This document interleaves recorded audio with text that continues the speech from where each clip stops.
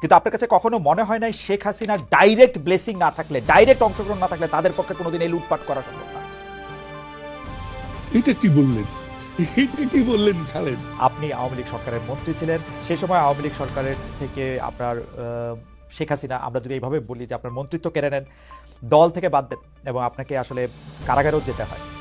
উপর থেকে আমরা যেটি জেনেছি যে আপনি হজ, তাবলিগ জামাত তা নিয়ে কথা বলেছিলেন, কিন্তু ভেতর থেকে আমরা যা শুনেছি সেটি হচ্ছে যে আপনার প্রধানমন্ত্রীর পুত্র জনাব সজীব ওয়াজেদ জয়কে নিয়ে প্রশ্ন করা, সে সময়কার প্রধানমন্ত্রীর পুত্র সজীব ওয়াজেদ জয়কে নিয়ে প্রশ্ন করায় আপনার, আমি এটাকে পরিণতি বলবো না, আপনাকে এই ঘটনার মধ্যে দিয়ে যেতে হয়েছিল। আপনি কি এই বিষয়ে কিছু বলবেন? প্রশ্ন করা এবং না করা হলো আমার চরিত্র বৈশিষ্ট্য। আমি যে কোনো বিষয়ে যে কাউকে আমি প্রশ্ন করেছি। আমি 1964 সালে অপের নির্বাচনে জনাব শেখ মুজিবুর রহমানকে প্রশ্ন করেছি এবং এমন কথাও বলেছি যে আপনি জাতীয়ভাবে যেমন গুরুত্বপূর্ণ, আমি আমার যত বয়স এবং অবস্থানগত কারণে আমি আমার জায়গায় তেমনি আন্তরিক, সৎ এবং নিষ্ঠাবান। তাই আপনি যে প্রস্তাব গ্রহণ করেছেন মনোনয়নের ক্ষেত্রে, এ ব্যাপারে আমার আপত্তি আছে। তাই আমি আপনাকে যেটা বলবো, আমি জয় সম্পর্কে কোনো কথাই বলিনি এবং জয় আমাকে কোনোদিন কোনো কথা বলেনি।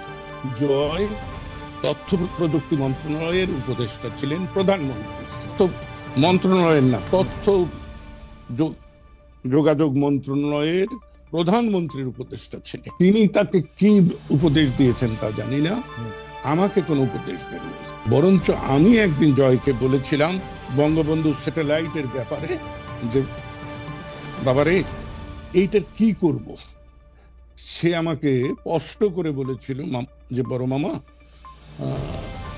আপনি চায়না আর আমেরিকা সম্পর্কে সতর্ক হবেন। তবে যে কথাটি বলা হয় বাংলা ভাষায় কিন্তু অনেক রকম ব্যাপার আছে, যেটা বাক্য গঠনে। আমি বলেছি জয়কে, কথা আমি বলেছি সেটা জয়কে প্রশ্নবোধক না।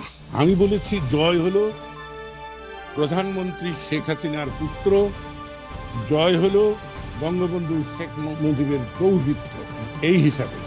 কিন্তু চাটুকার খোসামতকারীরা শেখ হাসিনাকে কি বুঝেছে আমি জানি, এবং তবে বিষয়টা কিন্তু এখানে না। ওকে ওকে, আমি একটু মাঝখানে একটু বলি। তার মানে আছে আপনি এটুকু প্রশ্ন করার জন্য আপনার মন্ত্রিত্ব চলে গেল আওয়ামী লীগে? না না না না না না না না, আমার মন্ত্রিত্ব ওখানে যায়নি, আমার আওয়ামী লীগ থেকে বহিষ্কার ওখানে হয়নি, হয়েছে কায়েমি স্বার্থবাদ। আমি শাসন ব্যবস্থায় আওয়ামী লীগের অভ্যন্তরে যে লুটেরা শ্রেণী, আমি নাম ধরে বলি, শেখ সেলিম, হাসনাত আব্দুল্লাহ, লিটন থেকে শুরু করে প্রত্যেকের সম্পর্কে আমি প্রশ্ন তুলেছি। শেখ হাসিনা সম্পর্কে আপনি কোনো প্রশ্ন তুলছিলেন? কার সঙ্গে? শেখ হাসিনা সম্পর্কে না, আমি শেখ হাসিনাকে সবসময় হাসতে হাসতে বলতাম, কারণ এক সময় তো তুই-তুকারি করেছি। 50-এর দশকের শেষ 58 সালে আমার সঙ্গে পরিচয়, তারপরে থেকে আমরা আমার অভ্যাস অনুযায়ী তুই-তুকারি করেছি। কিন্তু আমি যখন 2001-এর জাতীয় সংসদ নির্বাচনে ভোট ডাকাতির কারণে পরাজিত হই, তারপরে আমি সিদ্ধান্ত নেই যে আমি রাজনৈতিক অঙ্গনে থাকবো কি থাকবো না, নির্বাচনী ব্যবস্থার মধ্যে থাকবো কি থাকবো না। তখন আমি নিজে নিজেই ভেবে নেই যে শেখ হাসিনাকে যদি আমি তুই-তোকারি করি তাহলে শেখ হাসিনা আমাকে কেন সম্মান করবে। তাই আমি তখন থেকে তাকে আপনি বলার শুরু। ওকে, আমরা সরি আপনাকে ইন্টারাপ্ট করার জন্য। আপনি ওই জায়গায় বলতেছিলেন যে কেন আপনার মন্ত্রিত্ব চলে গেল শেখ সেলিম, হাসনাত আব্দুল্লাহ। আমি সেইটা বলতেছি। জি, সেইটা হ্যাঁ হ্যাঁ, সব ওই, যদিও তারা শেখ পরিবার দাবি করে, আসলে তো পরিবার বলতে কি নরনারী, তার সন্তান, বৃদ্ধ পিতামাতা থাকলে তারা। আপনি যাদের কথা বলছেন যে শেখ সেলিম, হাসনাত আব্দুল্লাহ, জনাব লিটন, তারা আসলে রাইটলি আপনি পয়েন্ট আউট করছেন যে তারা বিভিন্ন ধরনের লুটপাটে অংশ নিচ্ছে এবং আপনি সেটা নিয়ে প্রশ্ন তুলেছেন। কিন্তু আপনার কাছে কখনো মনে হয় নাই শেখ হাসিনার ডাইরেক্ট ব্লেসিং না থাকলে, ডাইরেক্ট অংশগ্রহণ না থাকলে তাদের পক্ষে কোনোদিন এই লুটপাট করা সম্ভব না? এটা কি বললেন, এটা কি বললেন খালেদ? আপনার যদি ইচ্ছা না থাকতো তাহলে আমি কি আপনার সঙ্গে এই মুখোমুখি সাক্ষাৎকার দিতে পারি? না না, এবং আপনার ইচ্ছা না থাকলেও, আপনার ইচ্ছা না থাকলেও সেটা শেখ হাসিনার যদি ব্লেসিং নয়, শুধু ব্লেসিং তো ছিলই, হুম। তার একান্ত সম্মতি ছিল। রাইট। এবং এই ব্যাপারে আমি ছেলেটিকে পছন্দ করি আর না করি সোহেল তাজ, সে কিন্তু এক সাক্ষাৎকারে বলেছে যে আপা আমাকে বলেছিল যত পারো অর্থ জোগাড় করো। আমি কিন্তু শেখ হাসিনা সম্পর্কে আমার খুব উচ্চ ধারণা ছিল।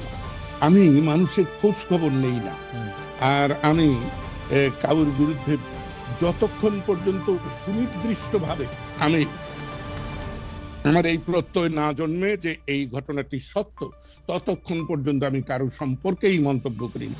আমি কারো বিরুদ্ধে বলি না, সব সময় বলি যে আমি অমুকের সম্পর্কে অমুকের বিষয়ে মতামত দিচ্ছি। আবার এখানে আমি একটু ছোট করে দুইটা বিষয়ে জানতে চাই যে আপনি তো জানেন যে 2013 সালে যে নির্বাচন ব্যবস্থা, 2014 সালে যে নির্বাচনের মধ্যে দিয়ে আওয়ামী লীগ সরকার আবার ক্ষমতায় আসলো, সেইটাতে আসলে কোনো নির্বাচন হয় নাই। 154টা সিটে আসলে বিনা প্রতিদ্বন্দ্বিতা নির্বাচিত হওয়ার পর আসলে কারো কোনো ভোটের দরকার না, আবার সরকার গঠন হয়ে গেছে। আপনি ওইটার কোনো প্রতিবাদ করেছিলেন কিনা? এক। দুই হচ্ছে আপনি দল থেকে বহিষ্কার হলেন, মন্ত্রিত্ব থেকে বাদ পড়লেন, ফিরে এসে গত 10 বছরে আপনি এই কথাগুলি প্রকাশ্যে এরকম করে বলছেন কিনা বা বলতে চেয়েছেন কিনা, বলতে কোনো বাধা পেয়েছেন কিনা? খালেদ মহিউদ্দিন, আমি আপনি 2012 সালের বাজেট অধিবেশনে আমি স্পষ্ট করে বলেছিলাম যে এটাই আমার সর্বশেষ জাতীয় সংসদে উপস্থাপিত বক্তব্য, কারণ আমি ভবিষ্যতে জাতীয় নির্বাচনে অংশগ্রহণ করব না।